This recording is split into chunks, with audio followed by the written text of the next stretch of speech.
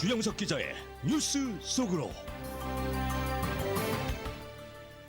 네, 최근에 이슬람 사원에서 일어난 총기 난사 사건으로 50명이 사망한 뉴질랜드가 대량 살상이 가능한 반자동 소총 등의 판매를 전면 금지키로 했습니다. 이 저신다 하던 이 뉴질랜드 총리의 강력한 의지를 바탕으로 실행되는 것으로 현재 대량 살상용 소총을 가지고 있는 사람들에게 환매하는 정책도 병행한다고 합니다. 자, 주영석 기자. 네, 안녕하십니까. 뉴질랜드 정부의 총기 규제가 정말 전광석화처럼 이루어지고 있네요. 네, 그렇습니다. 이 총기 규제가 절대로 안 되는 이 미국에 살다 보니까 더 참 믿어지지가 않죠. 믿어지지가 네. 않는데, 사실 어떻게 보면 우리가 이 미국의 그런 어떤 좀 기득권들이 가지고 있는 강요된 환상 속에 살았던 것이 아닌가, 그런 느낌이 있어요. 하려고 하면 안 될 일은 없습니다. 네. 근데 미국에 있다 보니까 총기 규제는 당연히 안 되는 것처럼 많은 사람들이 얘기하고 거기에 어떻게 보면 현혹되는 것 같은데요. 네. 이 뉴질랜드 같은 경우는 이슬람 사원 총기 난사가 발생한 지 6일 만에 일주일도 안 돼서 전격적으로 강력한 총기 규제를 실시하기로 결정했습니다.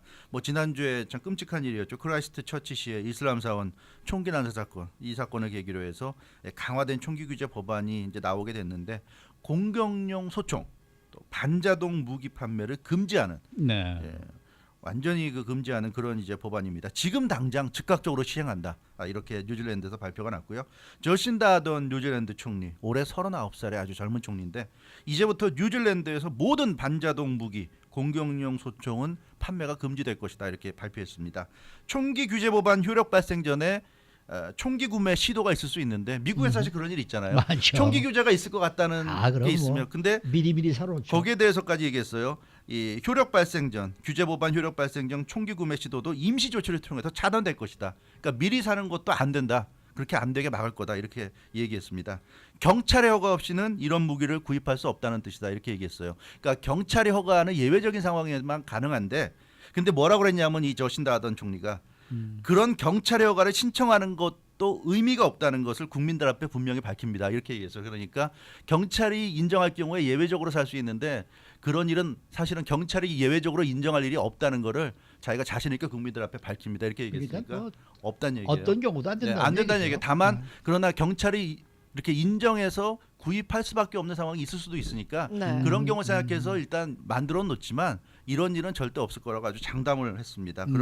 그랬고 범프스탁과 유사한 장치, 대용량 탄창 등도 앞으로 전면 금지다, 이렇게 얘기했는데, 범프스탁은 아시다시피 반자동 소총을 자동 소총으로 만들어주는, 그러니까 그렇게 대량 살상이 아닌 소총을 사가지고 대량 살상으로 개조하는 거죠. 그런데 결정적인 역할을 해주는 그런 파트라고 할 수 있는데, 이거 이제 전면 이것도 안 됩니다. 그래서 지난 14일 테러에서 사용됐던 모든 반자동 무기가 이 나라에서, 그러니까 뉴질랜드에서는 전면 금지된다, 이렇게 뉴질랜드 총리가 아주 공식 발표를 했고, 이 소식이 아주 많은 나라들에게 또 신선한 충격으로 좀 다가오고 있는 것 같습니다. 그러네요. 오늘로 그 사건이 발생한 지 한 일주일여 정도밖에 안 지났단 말이죠. 그럼에도 불구하고 이렇게 그 뉴질랜드 내에서 총기 규제가 빠르게 이루어지고 네. 있는 거, 이게 이제 법제화가 된다고 하는 게 네.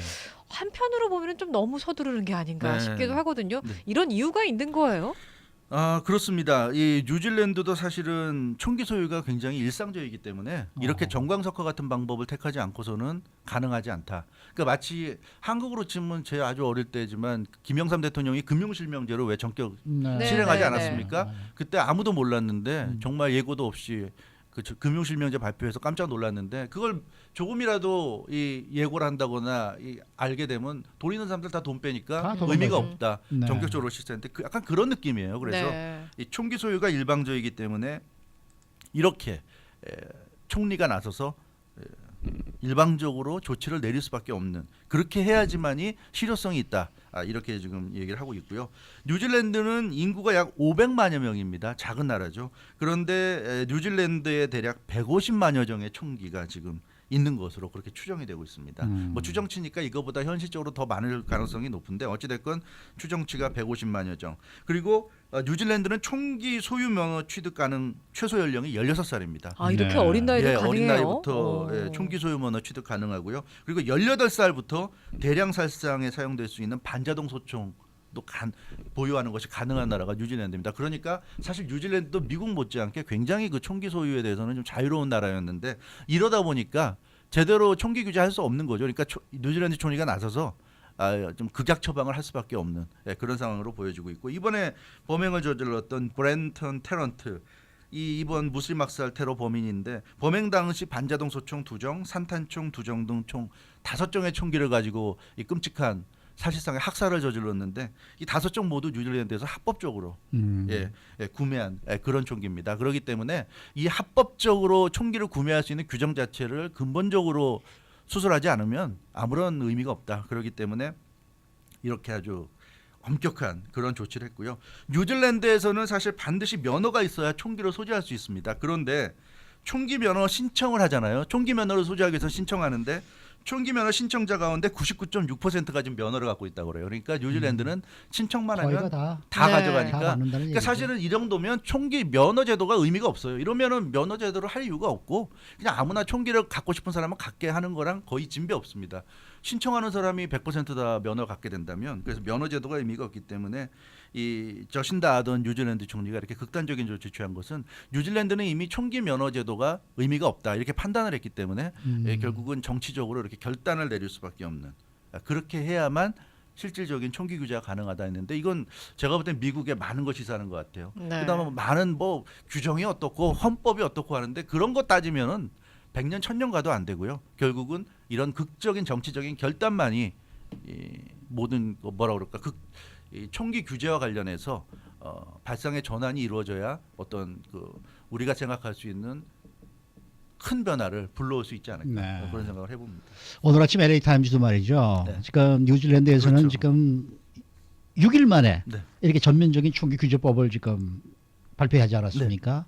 근데 미국은 지난 2018년도에 플로리다주에서 17명이 사망을 그렇죠. 했는데 아주 약한 총기 규제법이 23일 동안 만에 이제 규제가 법이 만들어졌고 네. 또 텍사스에서도 26명이 죽은 게 2017년에 있었는데 138일 만에 약한 총기 그렇죠. 이 규제법이 또 발효가 됐고 라스베가스에서 2017년도에 58명이나 죽었는데 443일 후에 약한 총기 규제법이 규정이 됐다.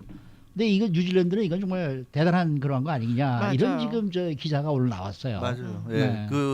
이 뭐라 그럴까요? 민주당 같은 경우 총기 규제에 아무래도 좀 반대하는 진보적인 사람들의 지지를 받다 보니까 근데 그게 좀 문제가 뭐냐면 이런 일이 벌어졌을 때 분노하는 사람들이 있고 물론 이제 총기 규제를 반대하는 사람도 있고 하니까 이게 될 수는 없는데 총기 규제를 해야 된다고 주장하는 사람들의 눈치는 봐야 되겠고 근데 현실적으로 어렵고 하니까 지금 이런 LA 타임즈가 보도했듯이 일단 형식적으로라도 뭐라도 했다는 티라도 내기 위해서 하는데 그렇죠. 사실 현실적으로 별 의미가 없는 그런 근본적인 어떤 변화를 추구할 만한 그런 법안은 절대 통과가 안 되는 것이 미국의 현실. 근데 이 뉴질랜드가 대단한 거가 뭔가 하면은 지금 이제부터 팔지 않겠다, 허용하지 않겠다 또 중요한 거지만은 이미 가지고 있는 사람들 다 가져와라 이거 걷어들이겠다. 그렇죠. 네. 사실 미국에서 총기 규제 반대하는 가장 중요한 논거 중에 하나가 바로 그런 점이에요. 이미 이 미국에 어마어마한 총기가 많은 사람들을 위해서 소유가 되고 있는데 그거 어떻게 할 거냐. 지금부터 못 사게 하면 지금 사지 못하는 사람들만 손해 아니냐. 이미 그렇죠. 갖고 있는 사람들의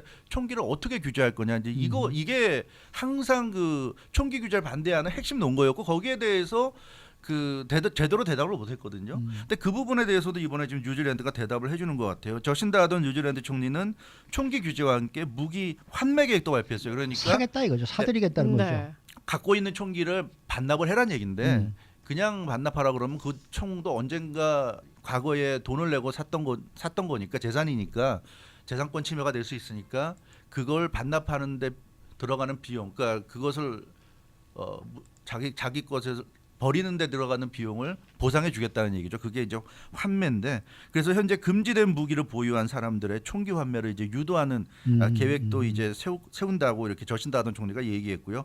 금지된 무기 보유자들이 그러니까 불법적으로 무기를 소유한 사람들의 무기를 합법적으로 이렇게 반납할 수 있도록 그렇게 만들 것이다 해서 한시적인 기간을 정해놓고 그 기간 안에 반납하면 대가를 지불할 것이고 아무런 죄도 묻지 않겠다 이렇게 해서 이제 유도를 하는 것이고요. 자진 신고 기간 이후에는 강력한 이제 단속에 들어갈 것이고 그때 적발되는 총기 소유자들은 최대 $4,000의 벌금과 3년 최고 3년의 징역형에 처해질 것이다. 이렇게 얘기하고 있습니다. 그래서 강력한 처벌이 뒤따를 테니까 미리 포기해라. 이제 이런 얘기고요.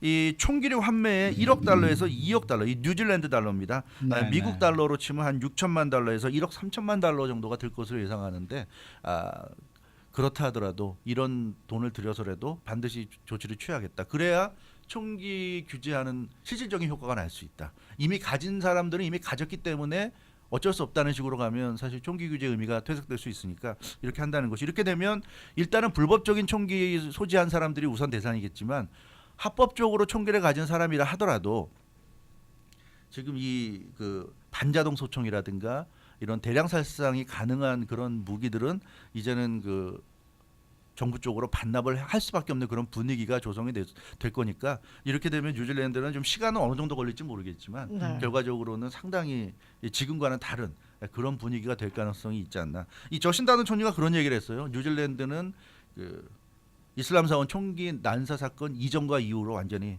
달라집니다. 달라진다. 예, 완전히 역사 자체가 바뀌었다. 적어도 총기 규제와 관련해서는 그런 얘기를 했는데 참 대단한 것 같고요.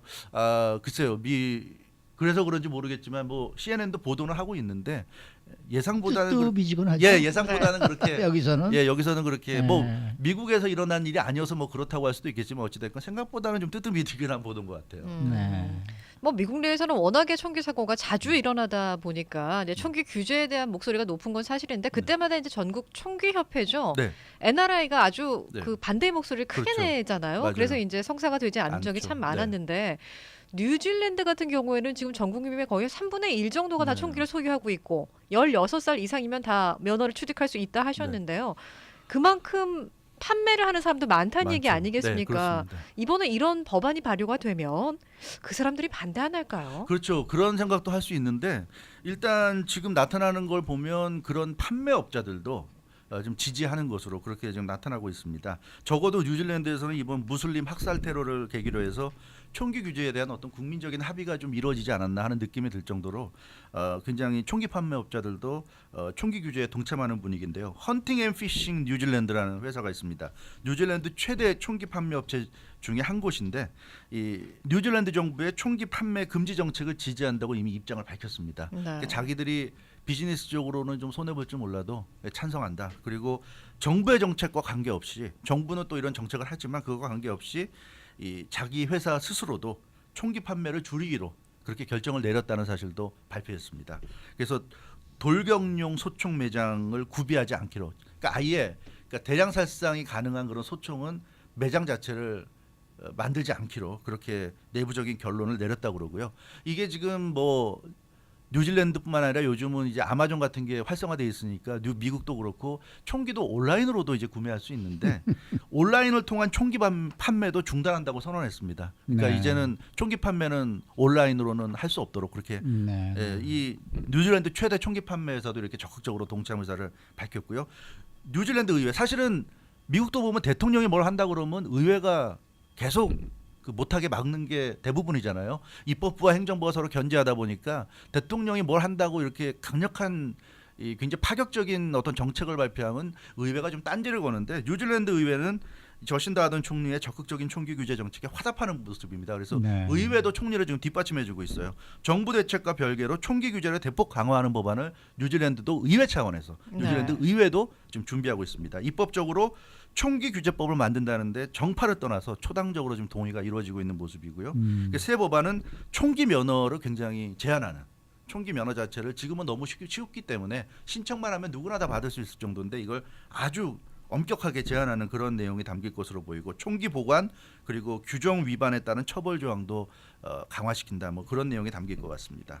그래서 이 저신다 하던 총리가 주도하는 이런 그 총기 규제가 뉴질랜드에서는 성공할 가능성이 거의 확실한 것 같아요. 지금 저신다 하던 같은 경우는 앞서 말씀드린 대로 지금 39입니다. 1980년생이에요. 굉장히 젊은 그 총리고 11년 전부터 그러니까 28살 때부터 국회의원으로 활동하면서 이렇게 젊은 나이에 총리가 됐는데 뭐 젊다 보니까 좀 이런 파격적인 이런 그 정책도 좀 주도할 수 있지 않나 그런 생각도 들고 지난주에 그 무슬림 학살 테러가 일어난 이후에 본인이 히잡을 쓰고 히잡을 썼죠. 나타났어요. 네. 그래서 적극적인 의지. 이 뉴질랜드에서 두 번 다시 이런 일이 일어나게 안 두겠다는 그런 의지를 그런 히잡으로 과시했는데 그리고 나서 이런 정책을 펼쳤습니다. 이 저신다 아던 총리를 보면 마치 미국의 알렉산드리아 오카시오 코르테즈 같은 약간 그런 느낌도 받아요.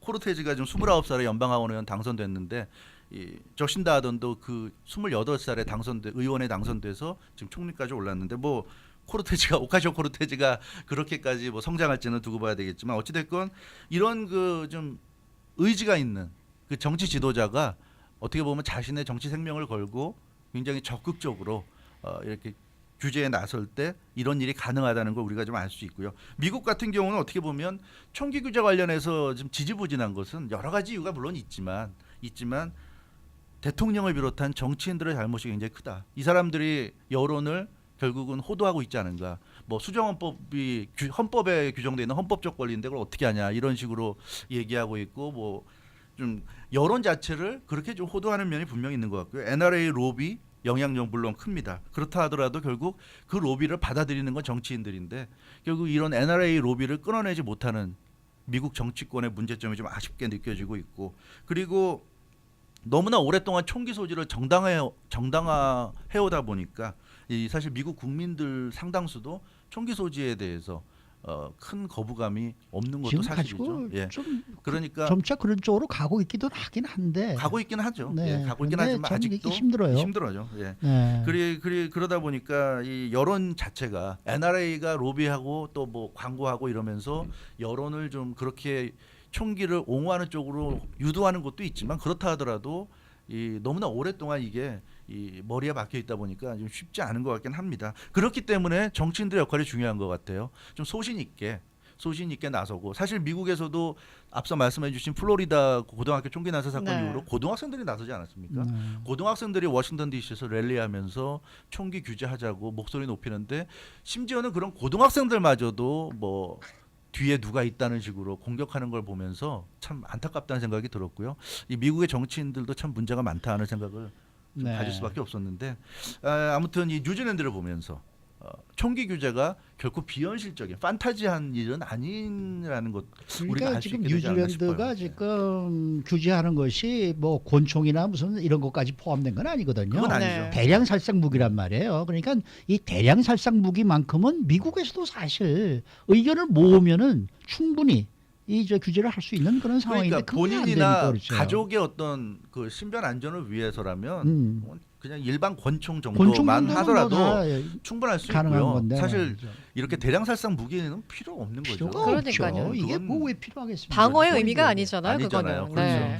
그리고 이게 그렇게 대량 살상 무기가 사라지면 그 다음에는 뭐 시간이 지나면 이제 권총이나 이런 무기도 또 거기에 대한 논의도 있을 수 있고 그러면 이제 한국처럼 한국은 정말 그 총기 자체가 이제 거의 소유하는 사람이 거의 없다 보니까 굉장히 그런 면에서는 안전함을 느낄 수가 있는데 이것도 미국의 헌법을 고쳐야 돼요. 그러니까 어제도 사실 헌법 얘기가 네. 나왔지만 미국에서는 그게 헌법이 뭐 우선 저 자유이권이 있고 총기 규제 뭐 이게 이제 무장을 허가할 수 있는 그러한 근데 이 1776년에 조약이니까. 18세기에 그 네. 당시에 영국, 프랑스 등과 전쟁하면서 미국이라는 나라를 건설했잖아요. 그 당시에는 그렇게 무기를 소지할 수 있는 권리라는 게 굉장히 중요했기 때문에 그렇게 헌법까지 넣었지만 지금 21세기인데 지금 이런 2019년을 살면서 왜 그렇게 18세기의 법을 고수하려고 하는지 그게 정말 올바른 건지 아니면 어떤 헛된 환상인지 그런 부분도 우리가 좀 생각을 네. 해봐야 될 것 같아요. 네, 수고 많으셨습니다. 주영석 기자였습니다.